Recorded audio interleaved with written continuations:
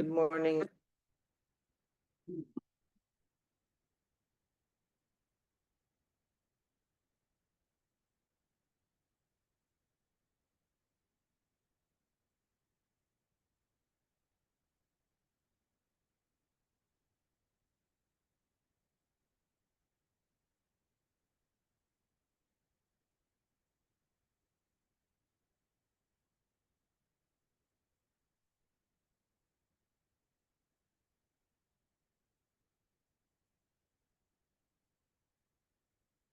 So today I want to talk about the precepts.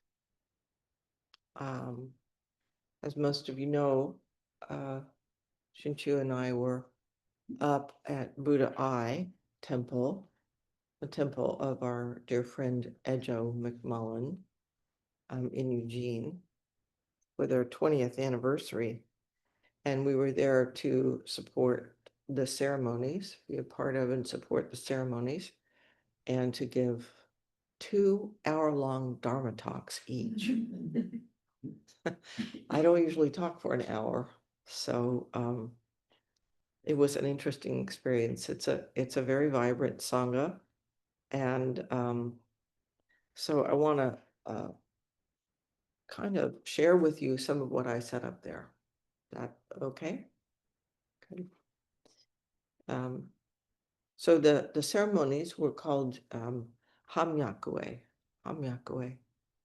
and they're kind of a condensed version of the 5-day ceremony that some of our members went to in Los Angeles 2 years ago, I think, 3, called Jukai. And it's a series of really wonderful ceremonies of chanting and doing circumambulations, offerings of Dharma talks. There's a whole process where you go through like a red tunnel and receive and give away your the karma that's binding you, and get these little slips of paper are put into a bowl and burned, kind of like the 3 witches in Macbeth. And then you receive the precepts and receive Kechimyaku, which Shinchu talked about a little bit, I think, which is the bloodline, the lineage bloodline. Those of you that have taken the precepts have that, or those of you that are going to take the precepts will receive that. Most of the people that were there had already taken the precepts before, and you don't just take the precepts once, you take them over and over again.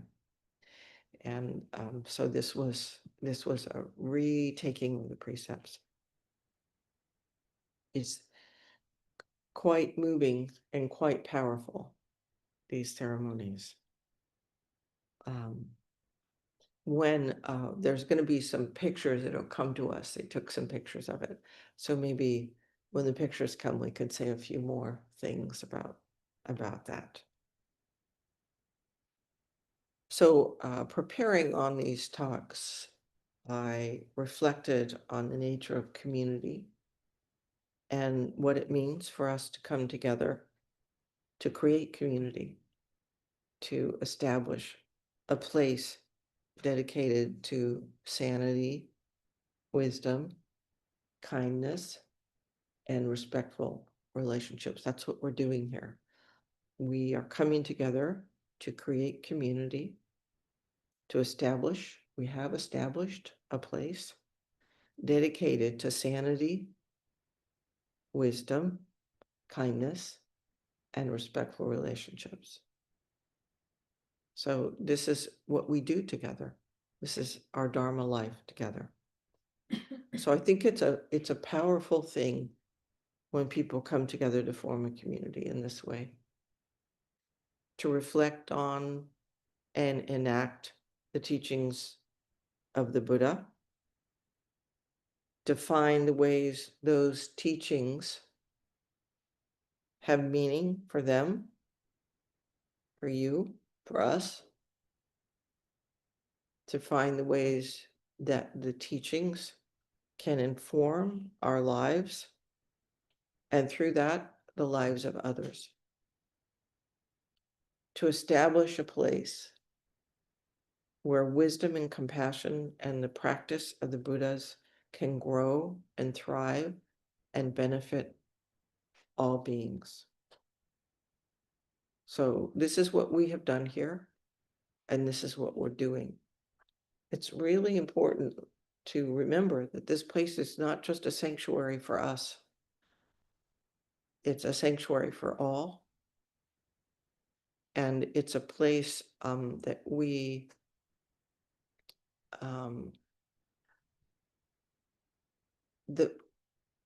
the walls are porous. And what we do here expands out.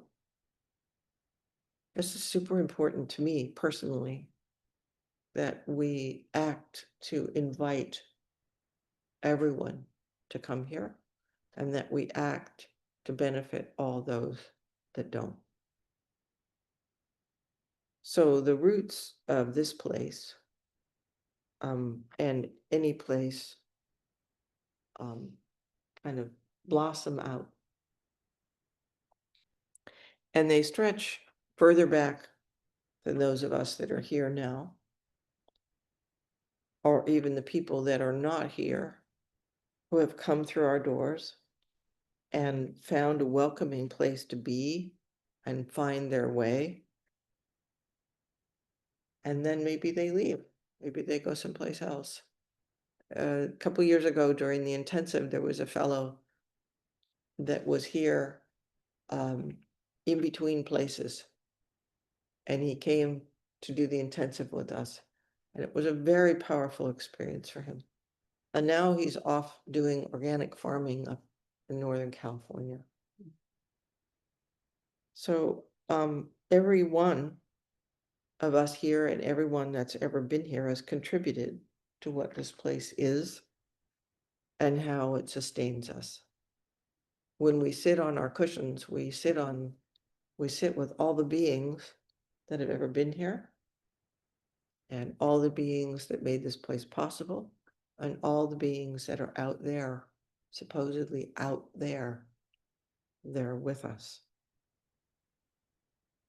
All the people, mostly unnamed, who came to this country and brought this tradition with them, and then sustained it through enormous hardship, being stripped of their lands, their homes, sent to so-called internment camps, and still they kept their dedication to the Dharma alive. And then when they left with little or nothing, they gave generously of their time and resources to build temples that then carried the tradition on to us. So we are the direct beneficiaries of their courage and dedication and sacrifice, and their joy in the Dharma. And all of the people that from the beginning have developed and carried on this tradition. So we say, how did they do that? Through great love of the Dharma. That's how they did it. The love of the Dharma that was passed on to them, warm hand to warm hand, from our earliest ancestors, and then passed down to us. So most of those people were ordinary like us, not special, not remembered, not named. And their names and contributions were unrecorded, except in their impact on us and the traces they left behind in our lives and in the lives of others. And that impact is felt and lived every day. The debt of gratitude we owe them is great. And it buoys us to make real what we have received and open the door to others who might benefit. So central to our way are the values and principles that guide us and that guided them, the Bodhisattva Precepts.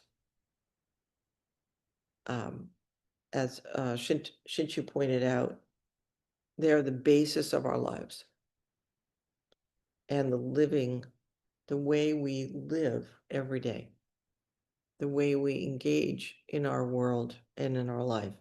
They guide us in what we need to consider in order to be wise, to be kind, to live together with all beings with integrity and care, respect, and enacting the teachings. Integrity, care, and respect for everyone. So I'm just going to read briefly the precepts. I have them here with me. We take refuge in the Buddha, Dharma, and Sangha. We vow to refrain from harm, to do good, and to live for the benefit of all beings. We vow not to kill, take what is not given, misuse sexuality. We refrain from false speech. We refrain from indulging in intoxicants. We don't slander. We don't praise self at the expense of others. We're not avaricious or greedy. We don't harbor ill will. It doesn't mean that we don't have ill will. That's really important. If you think you're going to not have ill will, well, good luck. We don't harbor it. We don't nurture it, hold it, and say, like, shouldn't you be rereading the Lord of the Rings? Gollum and his ring. Precious, precious. And we vow not to disparage the three treasures, the Buddha, Dharma, and Sangha. So these are the guides for us. They're pretty familiar to anybody who tries to follow a life of peace and justice. Yeah, nothing unusual. The Lotus Sutra says, and this is something that we chant regularly every week. The Lotus Sutra says, the precepts of compassion roar like thunder. The kind heart is wondrous as great clouds pouring down the Dharma rain of sweet dew, quenching all flames of troubling passion.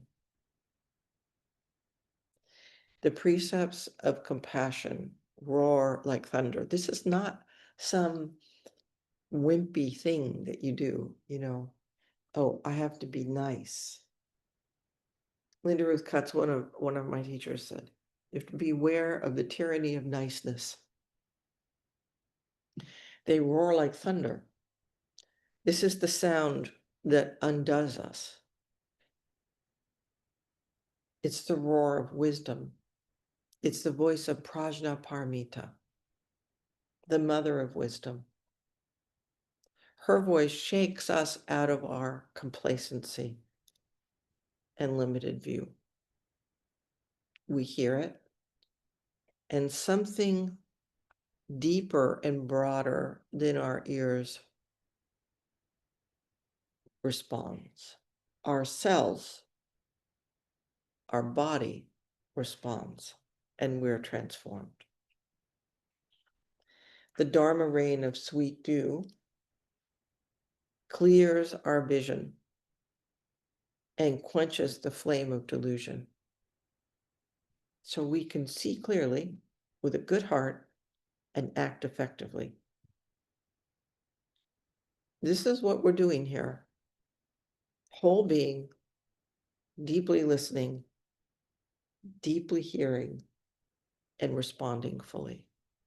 So we enter and re-enter the Bodhisattva precepts over and over and over again, each day, right? Each moment, each situation. New each time. We are new each time. The world is new each time. And each time we take a kind of leap beyond knowing and not knowing into something new. And yet, it's also into what we already are. So there's a mystery here,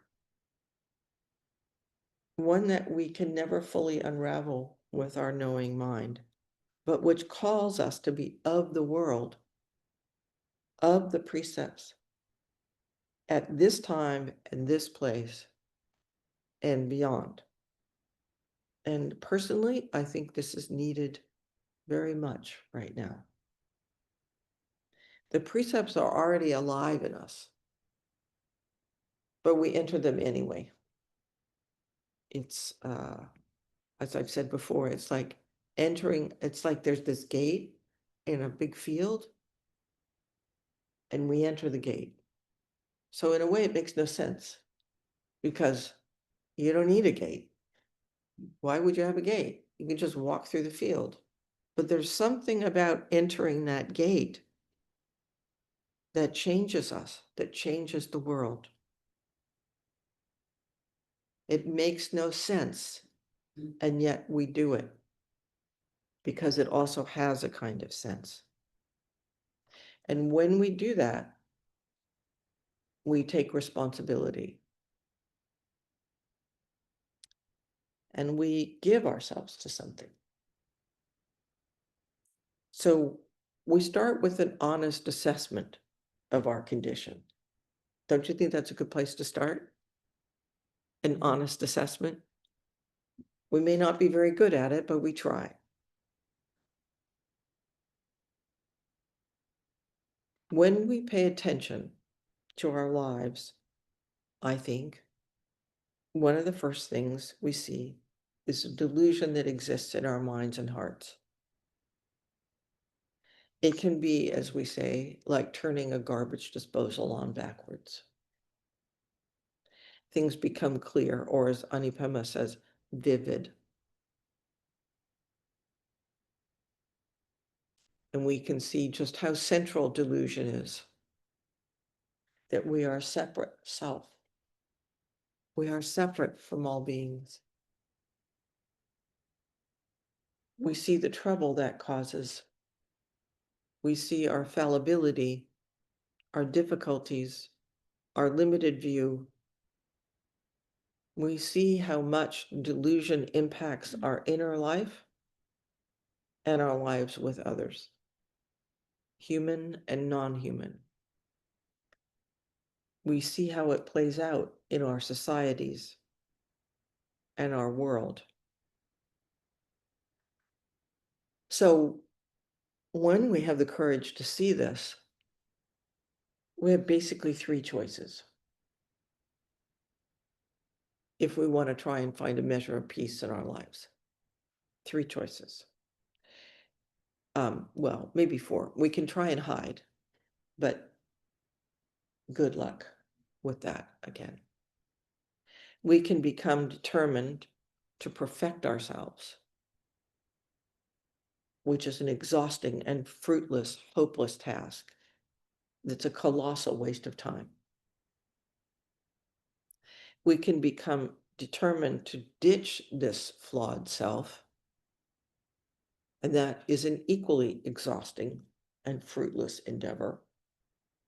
That's simply another version of choice number one, right?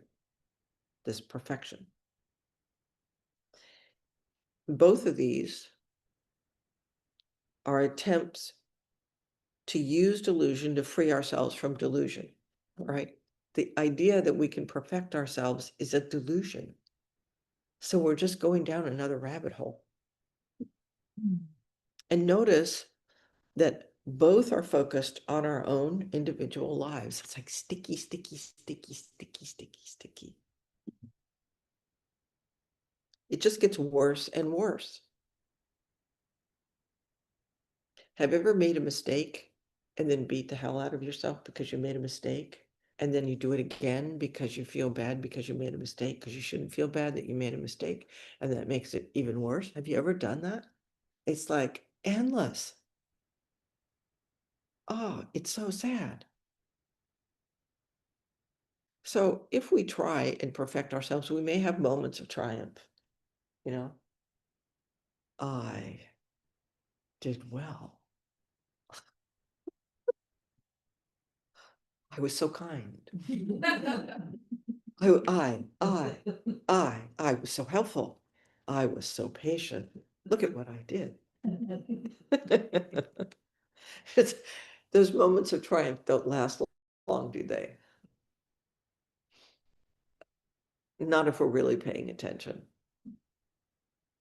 So then we come to choice number 3.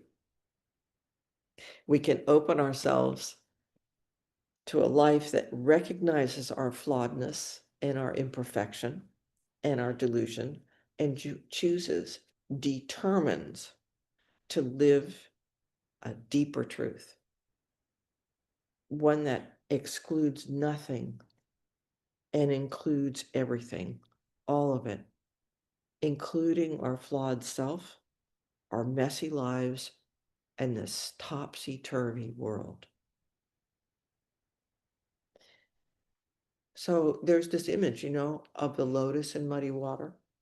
You all heard that?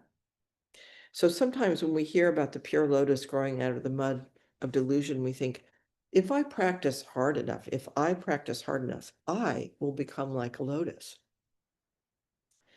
pure and shining and beautiful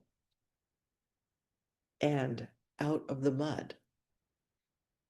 But that's not our way.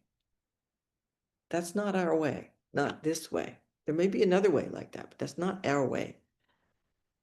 Our way is the way of mud, the mud of our lives of practice, grows a luminous lotus. But the lotus is not us, and it's not ours. It is the beauty that arises as we live a life of dedication to the Dharma, as we are, where we are, with all others, as we follow and enact the precepts in the mud. So we knowingly and willingly, as we say, enter the complexity, the messiness of this world. We face it and address it with humility and energy. We become lotus farmers. So I was thinking about this, and I was thinking about one of the series of training in a priest, and sometimes some people do it with lay people, is a job called Shuso. And it's really when you start to enter leadership and teaching.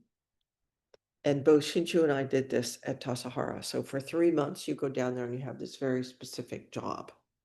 And you have tea with people, and you give a few Dharma talks, and you do some of the ceremonies. And it's the greatest job in the world because you have no responsibility for actually taking care of anything. Everybody else does that. And you just get to sit a lot, because you're supposed to be in the Zendo every period of Zazen. And you give some talks, and you meet with people, and you support people. Okay. And you ring the wake-up bell, so you're up first. You ring the wake-up bell in the dark. It's very cool. And then when you go by, oh, it's really cool. And when you go by the abbot's cabin, you say, "Good morning, Hojo-san." And you hear this, "Good morning." You're Manjushri in that moment, the Bodhisattva of wisdom, calling everybody, wake up, wake up, wake up in the dark. And you hopefully don't trip. Yeah. Yeah, one of our friends tripped and injured her foot when she did it. And she had her assistant drive her through town in the old beat up truck that we use. She'd ring the bell out the window.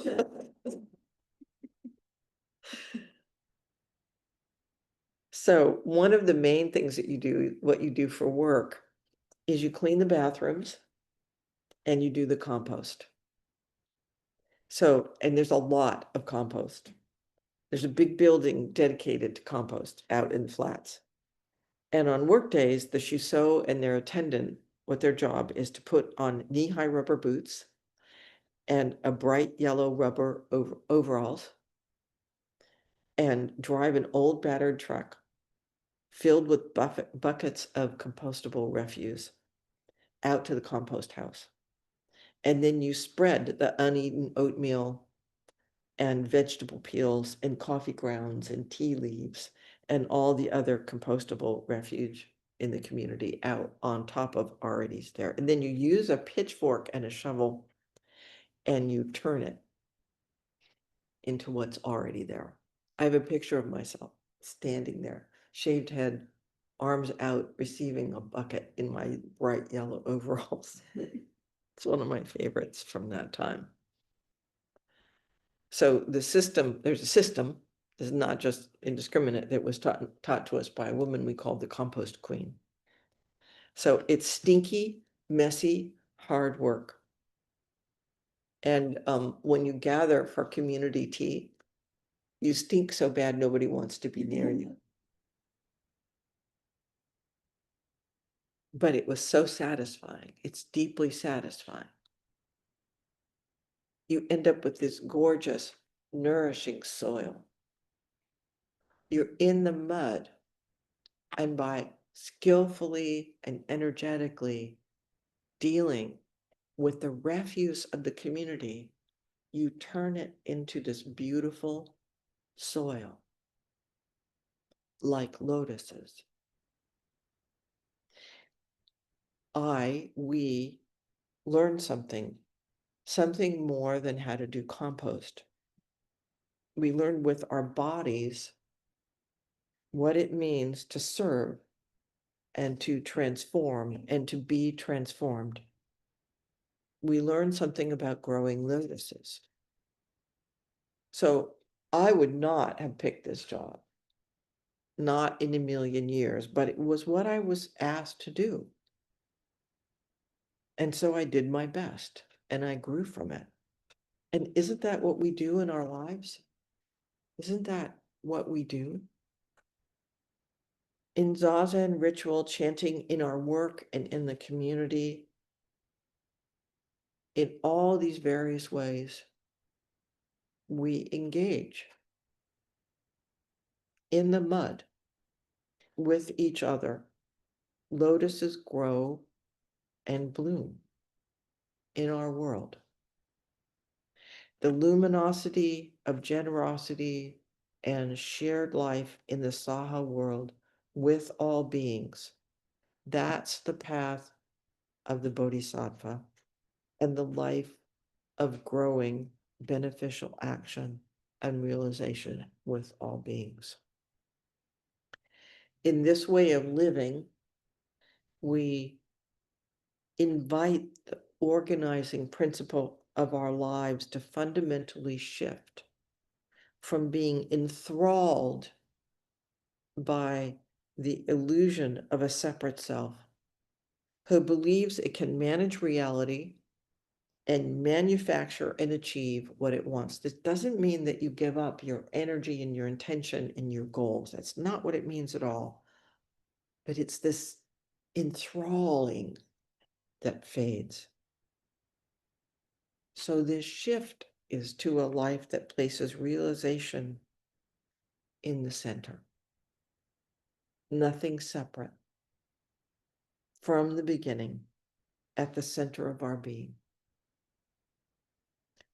The truth that our lives are inextricably woven into the fabric of reality, and that any peace we find is with all beings, not apart from them. our determination, our dedication to live that reality in every aspect of our life is the way of this practice. This is a life of vow. It is liberating.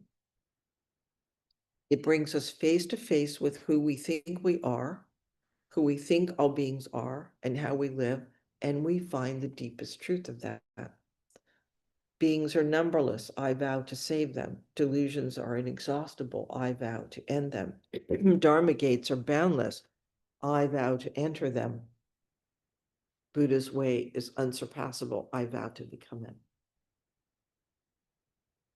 We say this over and over, day after day, and it seems impossible. In fact, it is impossible if we approach it with our ordinary way of thinking. Faced with these statements and what it means to try and live by them, we have to give something up. We have to give up our deeply held belief of who we are and find something deeper. If we don't do that, we have to walk away from the vow because it's toxic. If we experience ourselves as an individual among countless other individuals, the vow to save all beings sounds like an endless task of running around from one person to another saying, are you okay? Is there anything I can do for you? How about you? And you, and you, and you, and you, and you. And then we acknowledge to ourselves how often we're befuddled and out of whack, sometimes despairing, unskillful, not awake. And we wonder, how did we ever save or liberate anyone? All of this is tied up with a certain vision of who we are, right?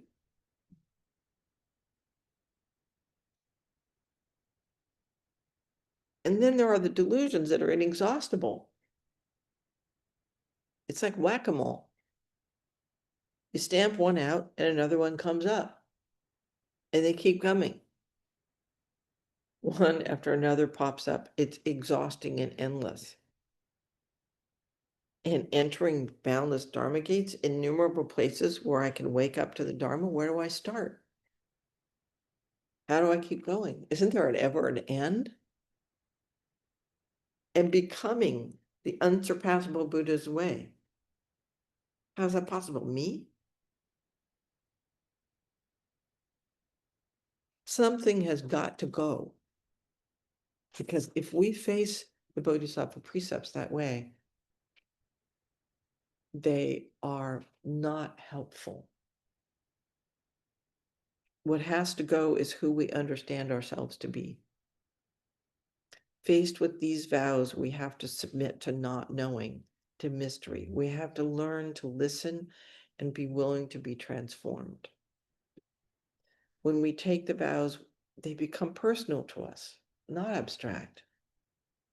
Our deeply held convictions about me and all beings are inevitably challenged and loosened, and our clinging to separation melts.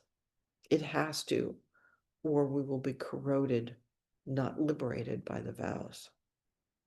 We come to know that the I that vows to save, to end, to enter, and become is not the I that we habitually think ourselves to be.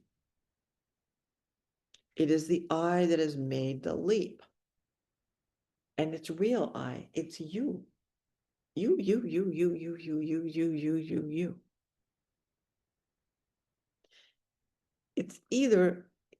It's at least the I who's willing to consider taking the leap, which amounts to the same thing, really, that willingness. Because that I is never apart from us. So whatever leap we make, we land where we are, not someplace else. This is one of the fallacies that we can think of, is this fear lotus thing. You have to become someone else. No, it's in the details and the grittiness of your life. So this I, which is not different than you, is what Uchiyama Roshi refers to as Jiko, the whole self, the universal self, a vital force that's alive and particular and with and in the world. It is the I that knows, at least at times, its identity with all beings. Knows there's no separateness, there's no specialness, there's no purity, there's no other place that it's going to happen besides right here. And knows that beings suffer and bleed, and we find ourselves deepening our practice in order to respond to them more fully, more skillfully, and that includes caring for who you are intelligently. The great teacher Shantideva tells us, the awakening mind, bodhicitta, is the supreme ambrosia, the inexhaustible treasure, the universal bridge for those traveling on the path of conditioned existence who wish to experience the bounties of happiness. This will satisfy them with joy. Notice he does not say that this vow will eventually lead to the bounties of happiness and joy. He says that the vow itself is the point. Being a part of this vow, being alive with this vow in the life that you have, is the source of joy. In this way of living, we're transformed. We come to know in our bones and in our ordinary lives what it means to hear and follow the voice of the Mother of Wisdom. We come to know that the way of the Bodhisattva is realization, not the perfection of it.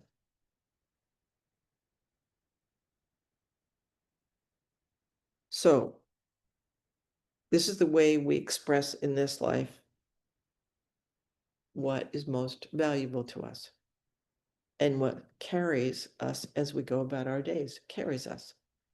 This is the spirit and foundation of the Bodhisattva Precepts. If we think we carry the teachings and the practice, we are missing an essential basis. Dogen Zenji says, it is awakening that arouses the thought of awakening. It is the life of one who honors the Buddha with a grain of sand, a bowl of water in which rice is soaked. It is following the encouragement of others and doing good even in the slight extent you are capable of, and bowing to the Buddha. This is Dogen Zenji telling us, the founder of our school. So we do our best to follow such a life and repay the debt of gratitude that we have and that we owe to all who have come before, and the many unseen, seen and unseen relationships that support us in every way. We offer what we can with as much grace and humor and kindness as we can, and together we support and enact a life-giving way that undoes, even for a moment, the deprivation and wars that rage around us and sometimes in us, and we enter the world. So there's a phrase that I've mentioned before that I really care a lot about. In Sanskrit, it's called Bodhicitta Pada. Bodhicitta, as we know, means the mind of awakening, the mind dedicated to awakening. And pada means foot, step, stride, or trace or vestige of what has been referred to as the footsteps of the Buddha. So this is a vestige of the footsteps of the Buddha. When we follow the path of the precepts, when we follow the Dharma way, ordinary humans, flawed humans, dedicated to a life of vow, a life of following the way, the footprints of the Buddha, the Bodhicitta Pada, become visible in the world.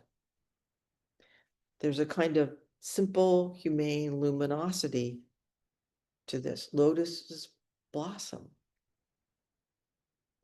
This is what we do in our lives together as sanghas and what we carry into the wider community.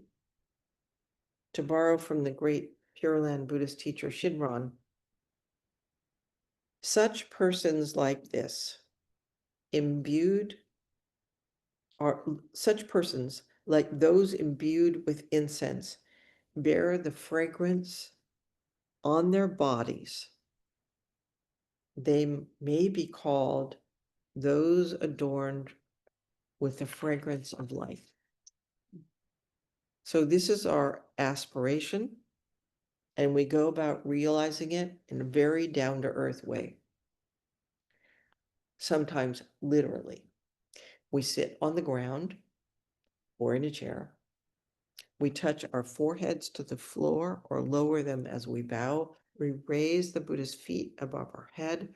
We are with others in a simple, honest way. And we take a look at our lives and find ways to practice this vow as we are, who we are in the life that we have. We are willing to climb down into our lives and the lives of the world and live there in the mud, of the mud. We are mud people. We reach for guides that keep us inspired and alive with growing understanding and dedication. So these guides are our zazen, our teachers, our communities, our life of service, those that we see that inspire us, that lift us up, that give us courage, that give us a sense of humor, that bring us down to earth.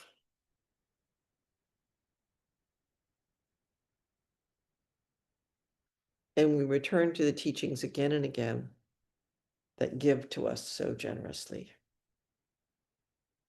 Thank you.